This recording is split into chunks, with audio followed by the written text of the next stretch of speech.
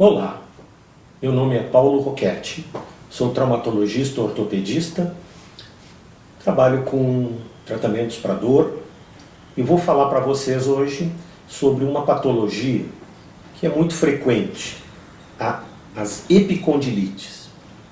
O que é a epicondilite? Aonde ela aparece? Por que elas acontecem? Quais as melhores formas de tratamento para esta entidade epicondilite?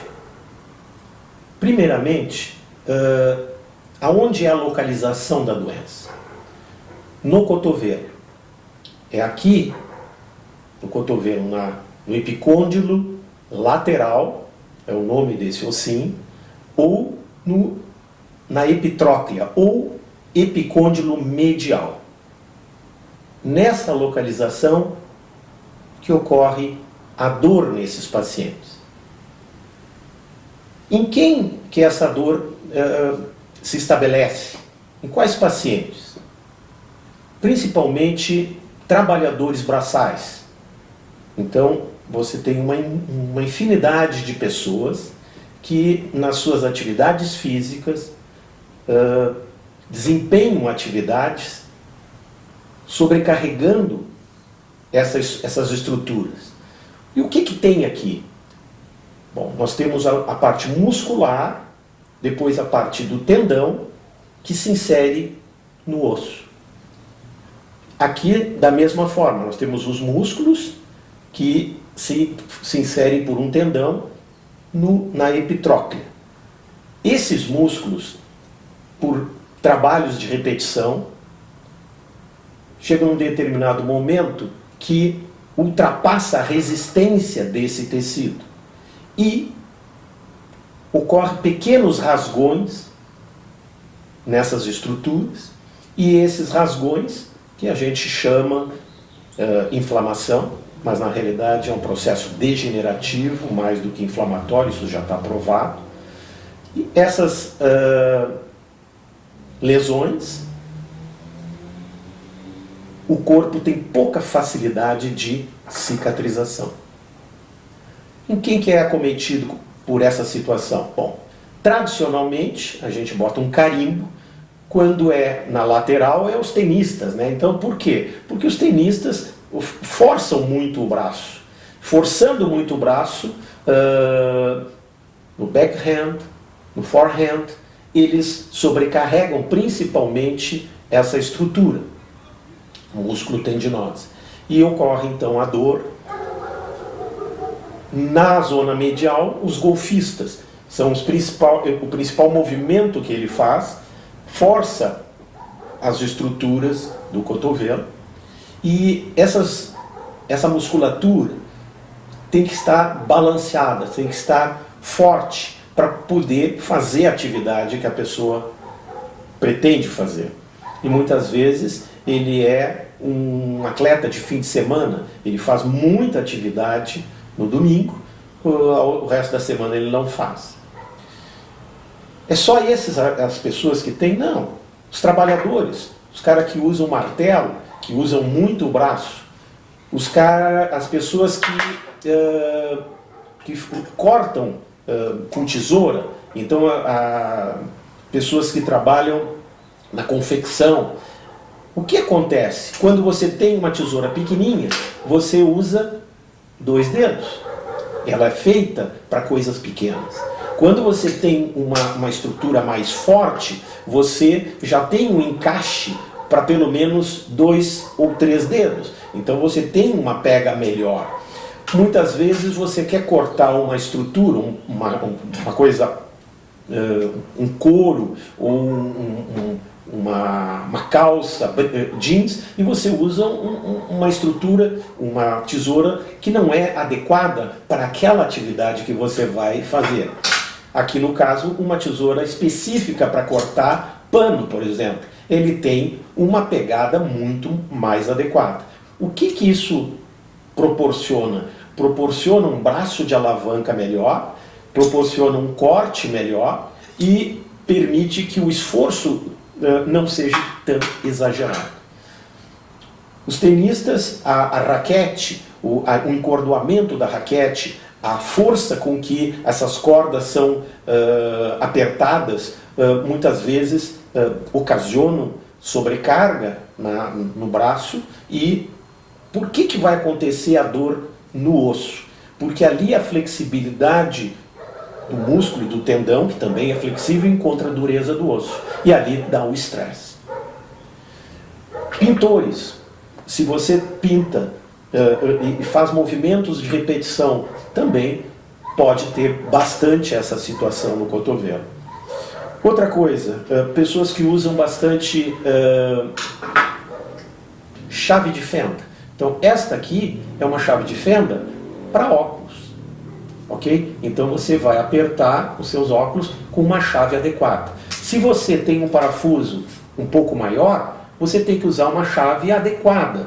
Se você vai precisar apertar um parafuso maior ainda, você tem que usar uma chave adequada, com um braço, com uma pegada mais larga, para que você tenha condições de, com menos força, poder fazer a atividade.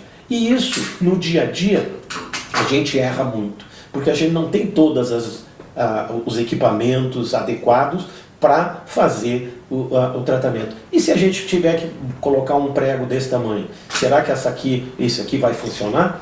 Provavelmente não, eu vou me machucar. Então, eventualmente, eu tenho que entrar com uma estrutura que me permita ter uma pegada melhor e para que eu possa fazer um trabalho mais adequado, com menos risco de traumatismo.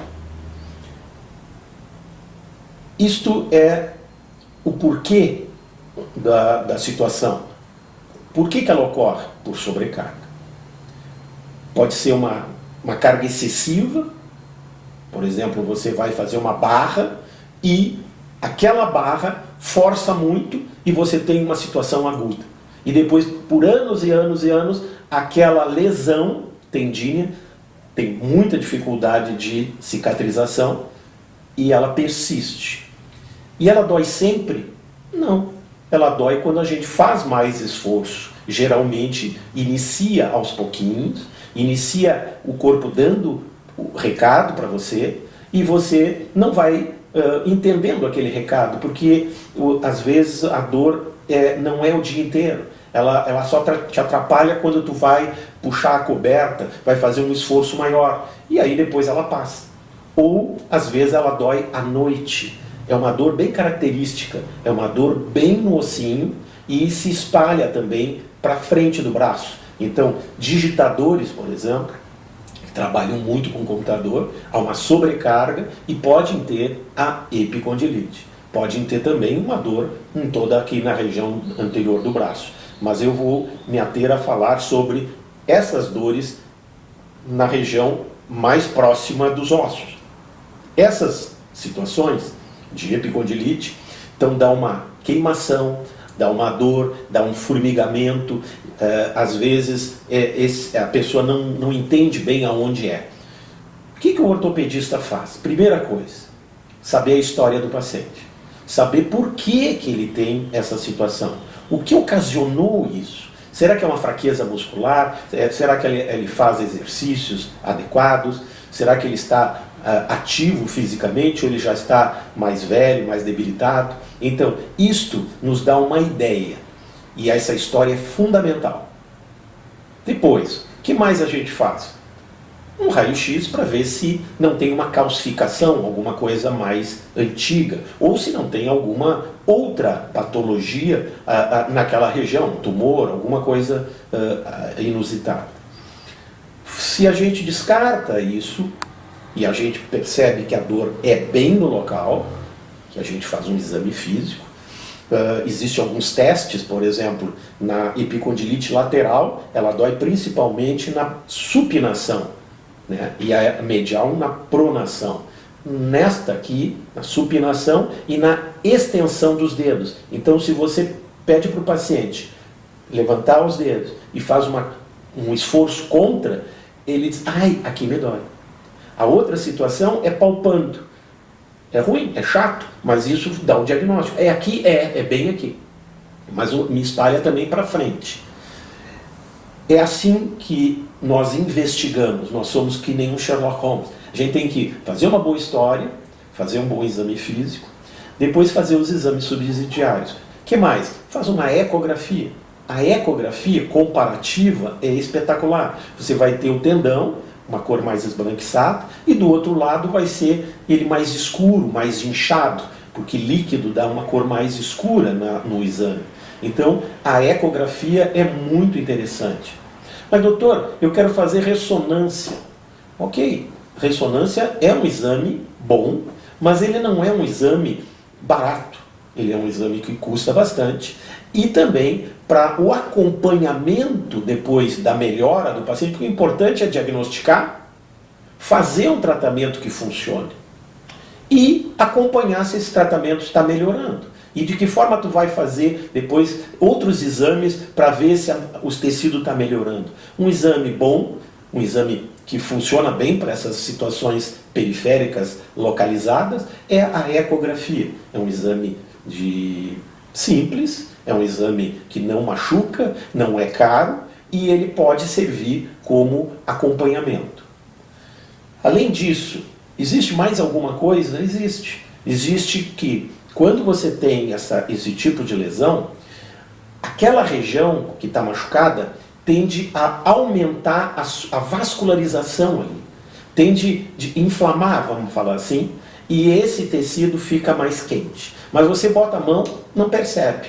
Mas existe uma forma de você documentar esse aumento de temperatura, que é por um exame de termografia, que é um exame feito ambulatorial, é um exame que pode fazer comparativo de um lado e de outro, e ele é importante porque ele detecta 10 vezes mais do que a simples palpação, encostar a mão. Ele é muito mais fidedigno e ele capta então a diferença e serve também para depois você fazer o segmento do tratamento desse paciente. Ok, você tem o diagnóstico, você sabe que o paciente tem uma epicondilite. E aí, vamos fazer um tratamento? Calma, podemos fazer os tratamentos ortopédicos conservadores. Tratamento fisioterápico, tratamento com calor, tratamento com gelo, que é um estímulo para aumentar a vascularização naquela região. Eles funcionam principalmente para dor. Então, a gente está atuando mais nesta situação, para acalmar a dor e para esperar que o corpo reaja. E esses tratamentos com anti-inflamatórios, às vezes injeções às vezes até infiltrações, a gente faz por um período de tempo. E depois de esgotado um tempo razoável, a gente pode pensar em fazer um tratamento com ondas de choque, que é um outro tipo de tratamento e que já provou que tem melhores resultados. Os tratamentos conservadores são tentados até o primeiro, segundo, terceiro mês. Tem 3 meses de tratamento. E ele não dando a resposta que se quer, não curando o processo, a gente está indicado fazer, então, partir para um tratamento com maiores chances de se obter resultados adequados. Que chance nós temos com as ondas de choque? Quando a gente pega aqueles casos que não melhoram, a gente tem entre 70% e 80% de bons resultados. E tem algumas dicas aí de como fazer o tratamento. Tem algumas maneiras. Tem um equipamento que faz um estímulo uma vez cada 45 dias. Mas só que ele é um pouco dolorido nessas regiões próximas de osso. Então existe um outro tipo de tratamento que se faz uma vez por semana. É só uma vez por semana? É só uma vez por semana. Leva mais ou menos 7 a 10 minutos um tratamento com um equipamento suave. Com um equipamento mais forte leva também 10, 15 minutos. Tem que fazer um pouquinho de anestesia ali no local porque é bastante chato, é bastante doloroso. Então a gente ajuda e depois a gente faz o acompanhamento daquele paciente. O paciente que vem uma vez por semana tem que fazer 3 aplicações, no mínimo, entre 3 e 9. E o paciente que faz com o equipamento mais forte, faz até 3 aplicações, cada 45 dias ele retorna para fazer uma avaliação. Esta avaliação vai, primeiro, o que você melhorou? Ah, doutor, eu tive mais dor no início, mas depois foi melhorando e eu agora estou 60% melhor. Ok, está muito bem, tá indo, a tua melhora está ótima. Ah, mas eu queria estar curado.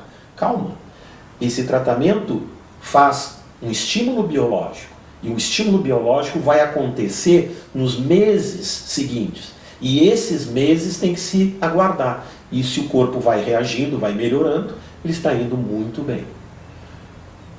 Se ele está 60% melhor em 45 dias, talvez a gente não precise fazer mais nada. Mas se ele está com uma melhora de 10%, 20% menos, esses podem precisar de uma segunda ajuda. O que é essa segunda ajuda? Uma outra massagem ali no local, utilizando o som. As ondas de choque é um som que tem a propriedade de penetrar dentro da estrutura, ativar a estrutura e promover uma melhora da vascularização. E vascularização é vida. Então, mais vascularização está provado. Isso acontece. Histologicamente, a gente vê que os vasos começam em 3 semanas, já tem microvasos ali penetrando. E se o paciente tem uma melhora adequada, não se precisa fazer mais nada, só temos que progressivamente ajudar esse paciente com o passar do tempo.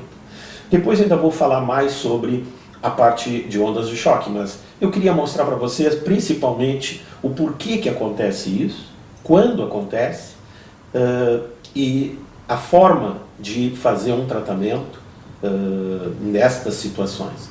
E a gente vai acompanhando o paciente por termografia, por ecografia e fundamentalmente pela melhora clínica. Porque o paciente nos procura pela dor. E a dor é a situação mais importante. Mas a gente não trata a dor, a gente trata a doença. E a melhora da dor nos dá a ideia de que aquele tecido está melhorando. E depois a gente dá remédio? Não. A gente só acompanha, só orienta para o paciente não ultrapassar o seu limite, a sua capacidade de melhora. Então, se ele melhorou 50%, ele não pode forçar mais do que a metade da dor que ele melhorou. Então, é um procedimento de acompanhamento médico e é um procedimento que o próprio corpo vai melhorando com o passar do tempo. Era isso que eu tinha para mostrar para vocês. Espero que tenham gostado. Muito obrigado.